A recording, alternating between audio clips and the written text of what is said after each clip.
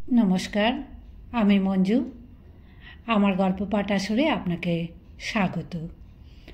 আজ আমি পড়ে শোনাচ্ছি শ্রী শ্রী চৈতন্যদেব গ্রন্থের ৮ম অধ্যায়।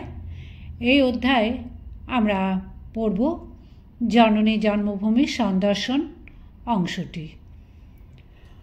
মহারাজ প্রতাপরুদ্র এবং পুরীর বিশিষ্ট ব্যক্তিগণ, মন্দিরের কর্তৃপক্ষ, পূজারী, সেবায়িত সকলেই চৈতন্যদেবের সেবা ও সুখ স্বাচ্ছন্দ্যের জন্য আগ্রহান্বিত। তাহার একান্ত আশ্রিত সার্বভৌম ও রায় রামানন্দ দুইজনেই সর্ববিষয়ে তীক্ষ্ণ দৃষ্টি রাখিতে লাগিলেন, যাহাতে তিনি কোনো অসুবিধা বোধ না করিয়া নিশ্চিন্ত মনে পুরীতে অবস্থান করিয়া এই তীর্থকে মহিমান্বিত করেন। চৈতন্যদেব প্রত্যহ রাত্রি শেষে শয্যাত্যাগের পর প্রাতকৃত্যাদি সারিয়া মন্দিরে যাইতেন। শ্রী শ্রী জগন্নাথ দেবকে দর্শন, প্রণাম, স্তব, প্রার্থনাদি করিয়া কিছুক্ষণ মন্দিরে কাটাইয়া হরিদাসের কুঠিয়ায় গিয়া তাহার সঙ্গে কথাবার্তা বলিতেন। তাহার পরে সমুদ্র স্নানান্তে ভিক্ষা করিতেন। কোনো কোনো দিন তাহার কুঠিয়াতে ভক্তগণ ভিক্ষা লইয়া আসিতেন, আবার কখনো কখনো কোনো অনুগত ভক্তের বিশেষ আগ্রহে তাহার গৃহে যাইতেন। ভিক্ষান্তে কিছুক্ষণ বিশ্রাম করিয়া শ্রীমদ্ ভাগবত আদি শাস্ত্রগ্রন্থ শুনিতেন। ভক্ত সঙ্গে ভগবত প্রসঙ্গে ও ভজন কীর্তনে অপরাহ্নকাল কাটিত। সন্ধ্যার পূর্বে খানিক্ষণ সমুদ্র তীরে, উদ্যানে কিংবা মন্দিরাদিতে পরিভ্রমণ করিয়া শ্রী শ্রী জগন্নাথের আরাত্রিক দর্শনান্তে কুঠিয়ায় ফিরিয়া আসিতেন। রাত্রে আহার ও নিদ্রা খুব অল্পই ছিল। ভগবত ভজনে ধ্যান ধারণাতেই রাত্রের অধিকাংশ কাটিয়া যাইত। গৌড়ীয় ভক্তগণ যতদিন পুরীতে ছিলেন, তাহাদের বিশেষ আগ্রহে চৈতন্যদেব তাহাদের নিকটে ভিক্ষা লইতেন। পুরীবাসীদের পক্ষে সেই সৌভাগ্য লাভ কঠিন ছিল। এখন তাহারা দেশে চলিয়া গেলে সার্বভৌম আগ্রহান্বিত হইয়া তাহার গৃহেই বরাবর ভিক্ষা করিবার জন্য চৈতন্যদেবকে অতিশয় মিনতি জানাইলেন। প্রত্যহ একই ঘরে ভিক্ষা করা সন্ন্যাসীর উচিত নহে বলিয়া তিনি সার্বভৌমের প্রার্থনায় স্বীকৃত হইলেন না। অনেক সাধ্য সাধনার পর প্রতি মাসে 5 দিন তাহার গৃহে ভিক্ষা করা সাব্যস্ত হইল। তিনি তাহার গৃহে প্রত্যহ ভিক্ষা লইতে অসম্মত হইলেও সন্ন্যাসীকে নিত্য ভিক্ষা দেওয়ার আকাঙ্ক্ষা সার্বভৌমের অপূর্ণ রহিল না। চৈতন্যদেবের সঙ্গে 10 জন সন্ন্যাসী বাস করিতেন। তাহাদের সকলকে মিলাইয়া ভাগ বাঁটোয়ারা করিয়া পুরা মাসের ব্যবস্থা স্থির হইল। চৈতন্যদেব 5 দিন, পরমানন্দজি 5 দিন, দামোদর স্বরূপ 4 দিন, বাকি 8 জন সন্ন্যাসী 16 দিন, মোট 30 দিন। এই ব্যবস্থা হইতে বোঝা যায় তখনকার দিনে আশ্রম স্থাপন না করিলেও সন্ন্যাসীদিগের জীবনযাত্রা নির্বাহের কোনো অসুবিধা হইত না। সজ্জন গৃহস্থ ভক্তেরাই ত্যাগী সন্ন্যাসীগণের গ্রাসাচ্ছাদনের ভার লইতেন। চৈতন্যদেব নিজে যেমন ভিক্ষানে জীবন ধারণ করিতেন, তাহার সঙ্গীদিগের ব্যবস্থাও ছিল তদনুরূপ। ন্যাসী চূড়ামণি 10 জন সন্ন্যাসীর মণ্ডলী লইয়া থাকিলেও অতি কঠোর ত্যাগ অবলম্বনে নিত্য ভিক্ষায় তনুরক্ষা করিয়াছিলেন। এইভাবে সমস্ত জীবন সন্ন্যাসীদের সহিত বাস করিয়া ও ভিক্ষান্নে জীবন ধারণ করিয়া সন্ন্যাসের প্রকৃত আদর্শ তিনি নিজ জীবনে দেখাইয়া গিয়াছেন। গ্রাসাচ্ছাদনের সুবিধার জন্য নিজে কোনো প্রকার ব্যবস্থা বন্দোবস্ত কখনো করেন নাই। সার্বভৌমের আকাঙ্ক্ষা অনুযায়ী নির্দিষ্ট দিনে চৈতন্যদেব নারায়ণ হরি বলিয়া তাহার গৃহদ্বারে ভিক্ষার জন্য দণ্ডায়মান হইলেন। আনন্দে ভক্ত দম্পতির নয়নে প্রেমাশ্রু দেখা দিল। সার্বভৌম গলবস্ত্রে প্রণত হইয়া সন্ন্যাসীকে অভ্যর্থনা করিলেন। তারপর অতিশয় শ্রদ্ধা ভক্তি সহকারে গৃহ অভ্যন্তরে লইয়া গিয়া সুন্দর আসনে বসাইলেন। গৃহিণী সযত্নে নানাবিধ ভক্ষ্য দ্রব্য প্রস্তুত করিয়াছিলেন। সার্বভৌম সেই সকল সুসজ্জিত করিয়া জোর হাতে সন্ন্যাসীকে ভিক্ষা গ্রহণের প্রার্থনা জানাইলেন। অতি উৎকৃষ্ট নানাবিধ দ্রব্য এবং পরিমাণে অত্যন্ত বেশি দেখিয়া সন্ন্যাসীর মনে সংকোচ উপস্থিত হইল। তিনি লজ্জিত হইয়া সার্বভৌমকে সেই সকল দ্রব্য সরাইতে এবং সামান্য পরিমাণে সাধারণ কিছু দিতে বলিলেন। কিন্তু ভক্ত ব্রাহ্মণ তাহাতে সম্মত হইলেন না। অতিশয় কাতর হইয়া বারংবার উহা গ্রহণ করিবার জন্য করজোড়ে প্রার্থনা করিতে লাগিলেন। দম্পতির অত্যন্ত আগ্রহ দেখিয়া ভক্তের মনে কষ্ট না দিবার জন্য সন্ন্যাসী অগত্যা সুসজ্জিত ভোজন পাত্রের সম্মুখে বসিলেন এবং তাহাদের আকাঙ্ক্ষা অনুযায়ী সমস্ত দ্রব্যের কিছু কিছু গ্রহণ করিলেন। সার্বভৌমের জামাতা একমাত্র দুহিতার স্বামী অমোঘ ভট্টাচার্য সেই সময় আসিয়া উপস্থিত। চৈতন্যদেবের ওপর অমোঘের মোটেই শ্রদ্ধা ছিল না, বরং শ্বশুর শাশুড়ির অতিশয় ভক্তিপ্রীতির জন্য সন্ন্যাসীর প্রতি অন্তরে ঈর্ষা পোষণ করিত। সুসজ্জিত অন্নরাশি ও উপাদেয় উপকরণসমূহ দেখিয়া অমোঘ বলিয়া উঠিল, বাপরে, সন্ন্যাসী এত খায়! সহসা যেন আকাশ ভাঙিয়া পড়িল। জামাতার বাক্য বজ্রধ্বনি অপেক্ষা কঠোরভাবে শ্বশুর শাশুড়ির মর্মে আঘাত করিল। ঘরে আনিয়া প্রাণাধিক প্রিয় প্রভুকে অপমান করা হইল ভাবিয়া লজ্জা, ক্ষোভ ও দুঃখে উভয়ের প্রাণ ফাটিয়া যাইতে লাগিল।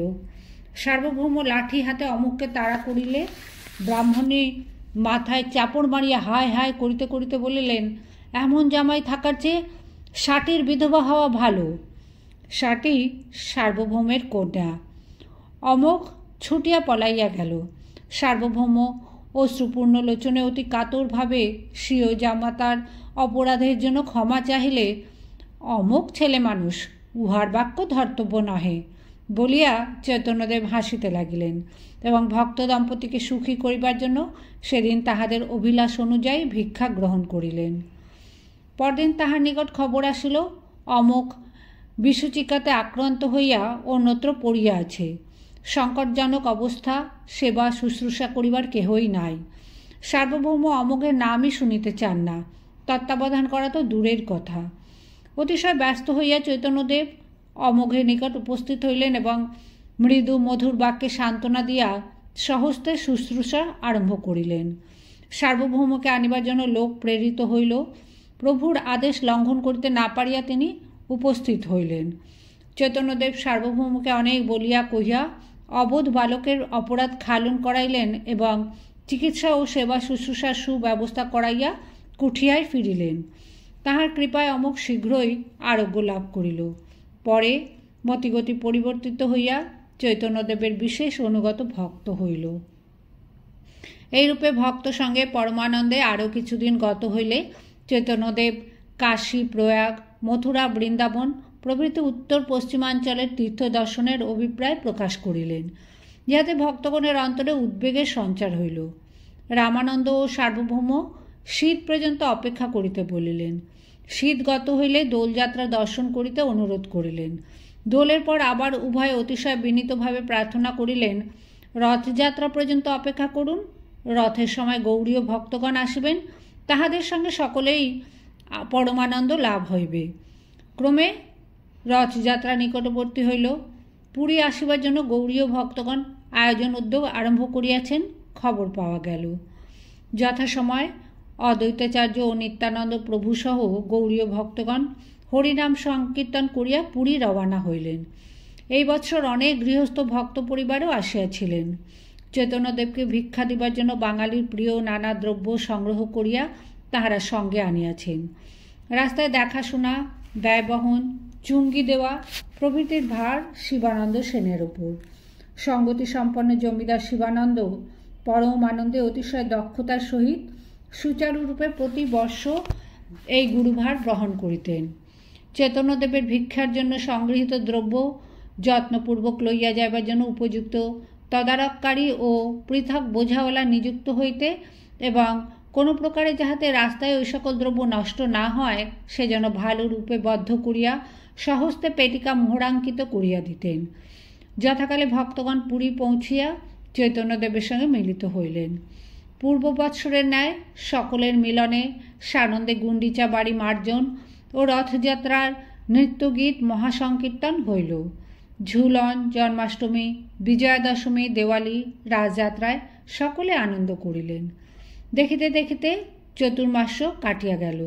তখন নিত্যানন্দের গলা জড়াইয়া চোখের জলে অঙ্গ ভিজাইয়া চৈতন্যদেব বলিলেন, প্রভুপাদ, আপনি কষ্ট করিয়া প্রতি বৎসর এতদূর আসিবেন না।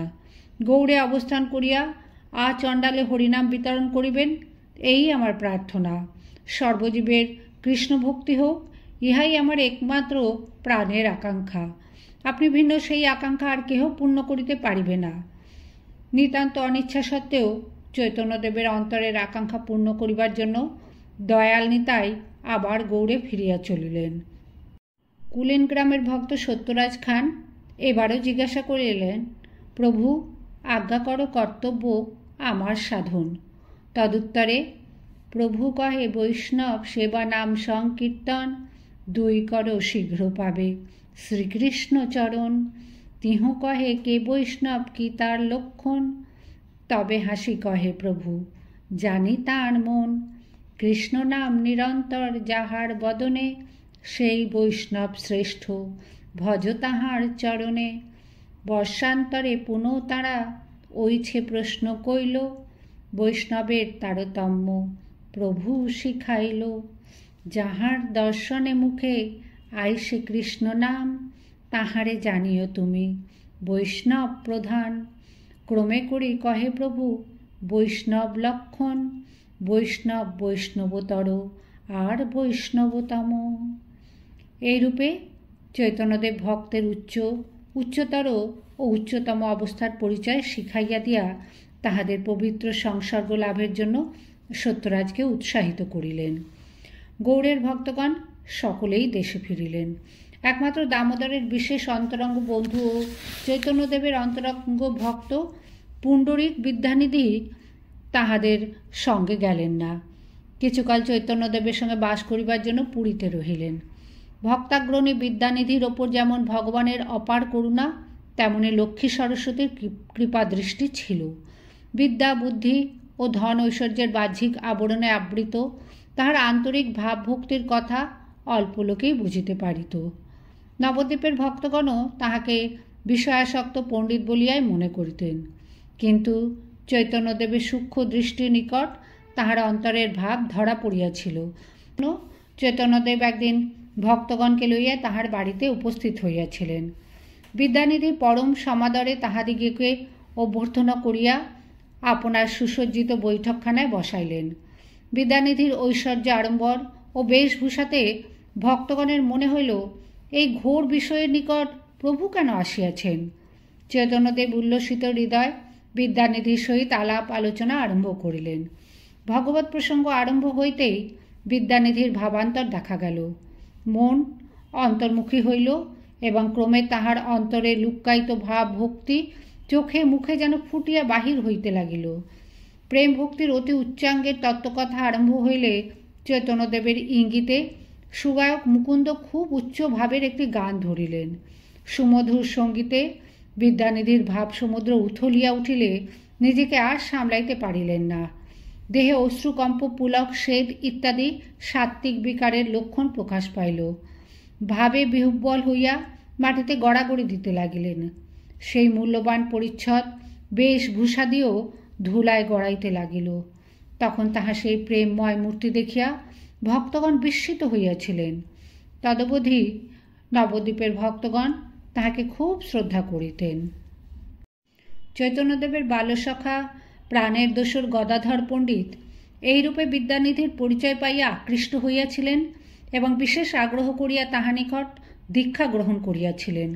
পরে চৈতন্যদেব সন্ন্যাস গ্রহণপূর্বক নবদ্বীপ ত্যাগ করিলে গদাধরের কোমল প্রাণে বিশেষ আঘাত লাগে এবং ক্রমে তিনি নাস্তিক ভাবাপন্ন হইয়া ইষ্টমন্ত্র পর্যন্ত ত্যাগ করেন।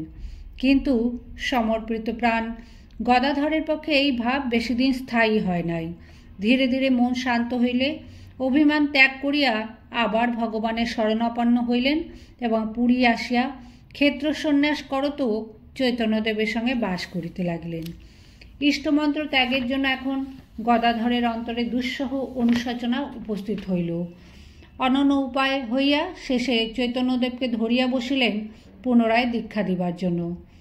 এতদূর গর্হিত কার্যের জন্য কথা জানিয়া চৈতন্যদেব মর্মাহত হইলেন এবং প্রাণাধিক গদাধরকে এই দুষ্কর্মের জন্য তীব্র তিরস্কার করিলেন। অন্য কাহারও নিকট দীক্ষার চেষ্টা না করিয়া পুনরায় বিদ্যানিধিরই শরণাগত হইবার জন্য তাহাকে পরামর্শ দিলেন। এই বৎসর বিদ্যানিধি পুরীতে অবস্থান করায় গদাধরের অভিলাষ পূর্ণ হইল। চৈতন্যদেবের আনুকূল্যে গদাধর আবার বিদ্যানিধি নিকট হইতে ইষ্টমন্ত্র লাভ করিয়া অতীব আনন্দিত হইলেন।